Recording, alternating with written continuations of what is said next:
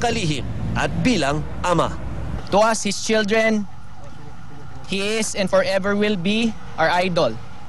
And no amount of ridiculous rumors, intrigues, and accusations from the ignorant, the envious, and those who have nothing better to do than to cowardly criticize him will ever change that.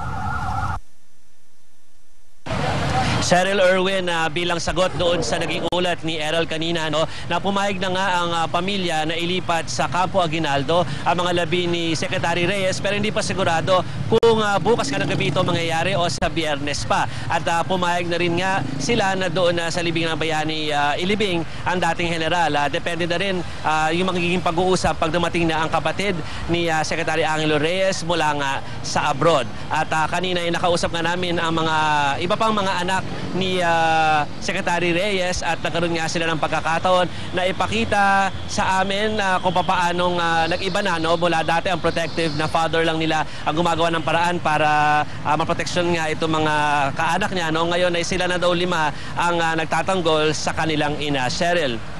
Jovi, sinabi kanina ni Senadora Miriam Santiago na pwede pa rin ipatawag ang pamilya ni General Reyes sa Senado kahit patay na ang dating AFP chief. Ano ang reaksyon ng pamilya dito?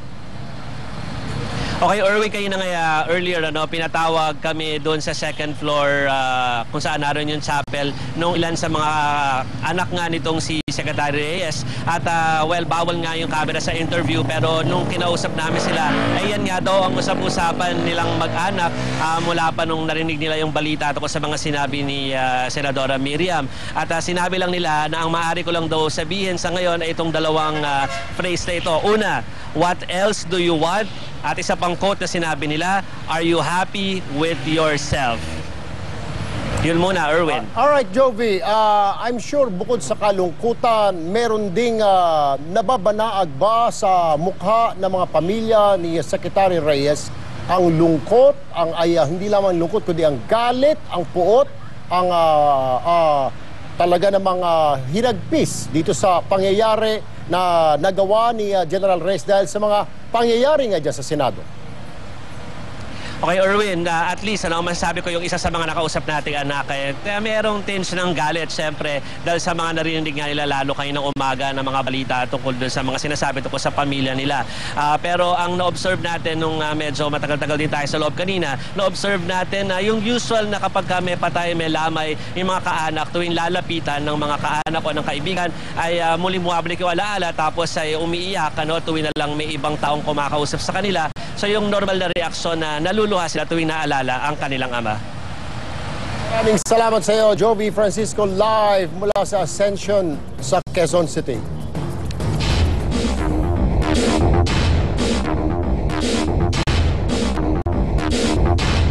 Sa iba pang mga balita, bumulaga naman sa mga taga-Old Balara sa QC ang isang lalaking fetus na inabandona at iniwan lang sa gilid ng kalsada. Ikwento mo, Erica Tapalya. Nagkagulo ang mga residente ng barangay Old Balara sa QC kaninang umaga. Bumulaga kasi sa kanila ang isang lalaking fetus na nasa loob ng garapon na nakabalot ng plastic. Unang nakita ang fetus ng street sweeper na si Annalyn Torrecampo. Kinalabutan na ako kasi kala ko ordinaryong laman ng baboy lang eh. Nung binaliktad ko, yun na po, kita ko bata. Nang makumpirma ang fetus, dito na tumawag sa mga barangay tanod si Annalyn. Parang nangatog ako, sabi ko bakit ganon. Yun po, nagtakbuhan na yung mga tao, tiningnan nila. Dahil sa awa, inilipat ni Annalyn ang fetus sa isang karton at nagsindi ng kandila. Humingi po ako ng holy water sa kandila. Ang nagbigay po ng holy water, kapwa ko po rin nasa barangay staff din. Binabless ko po kaagad. Agad namang kinordonan ng mga responding pulis ang lugar para di na pagkaguluhan ang fetus. Bali may magtatalagang investigador doon ng Station 6, baka may follow-up investigation pa doon. Erica Tapalya, News 5. Nakatakas sa kulungan ng NBI ang 2 bilanggo na parehong nahaharap sa kasong kidnapping. Ang ginamit ng 2 preso sa pagtakas, lagare. Ikwento mo, Zay Peniza. Sa mataas na pader na ito sa likod ng UP Manila, tumalo ng 2 preso ng NBI para makatakas kaninang alas 3 na madaling araw. Kwento ng nakaduting jail guard, itinaon daw ni na Albert Mata at Leo Vince Acapulco na nagbibihis siya bago isagawa ang pagtakas. Nilagari daw ng 2 bilanggo ang bakal sa kanilang selda. Bago tumakas, nakuha pa raw ng 2 na takpan ng CCTV sa loob ng kulungan, kaya di sila agad napansin. Matagal na itong ginawa kasi makakapal yung hindi naman basta-basta sandali lang ginawa ito, baka January pa ito. April 30 nang nakulong sa NBI si Albert Mata dahil sa salang kidnapping with homicide. Si Leo Vince Acapulco naman, eksklusibo pang nakuna ng TV5 ang pagkakahuli sa Tungko, Bulacan dahil sa pagkidnap nito sa ilang Indian national. The director has already ordered our Internal Affairs Division to conduct a full-blown investigation. Nagsasagawa na ngayon ng massive manhunt ang NBI para agad mahuli ang 2 bilanggo. Pinag-aaralan na rin ng ahensya ang idadagdag pang kaso sa 2 sakaling mahuli ulit sila. Zai Feniza, News 5.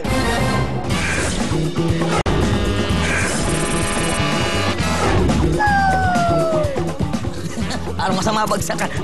Ano ba nangyari? Ay, merong dalang kwento si Super Makata. Ito'y tungkol sa sports na nakakatuwa. Super mag-e-enjoy, matanda o bata, pagkat ang kasali, mga cute na tuta.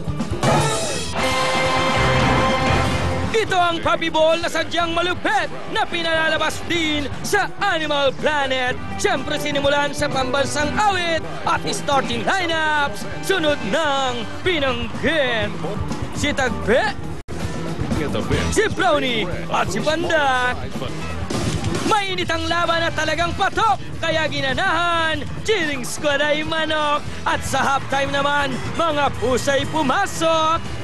Habang ang ibang fans sa labas nagmukmok. Nang pagod matanggal, meron ding Valentine Kiss Scandal. Aking iatid sa inyo, isa na naman sa mga sikat na aso sa Amerika. Dinaguriang the wonder dog sa USA ang talentadong aso na ang German Shepherd po ito, si Rintintin. Rintintintin?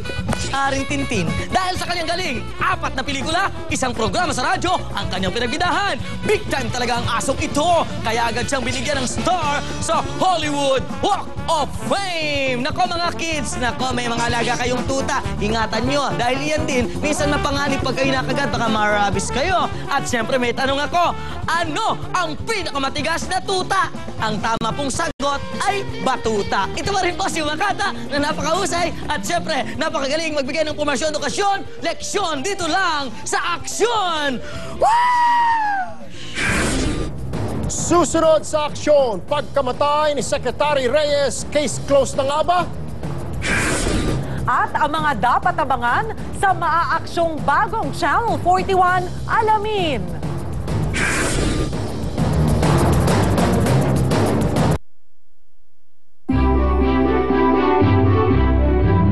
Our company has been expanding and is exploring who can best help in managing certain risks to our business. We are delighted there are professional insurance brokers here, just like in the UK. Our board is most impressed by your being the largest all-Filipino broker and that you offer a highly professional approach for your clients. Yes, we will do our and account managers will 1. Help identify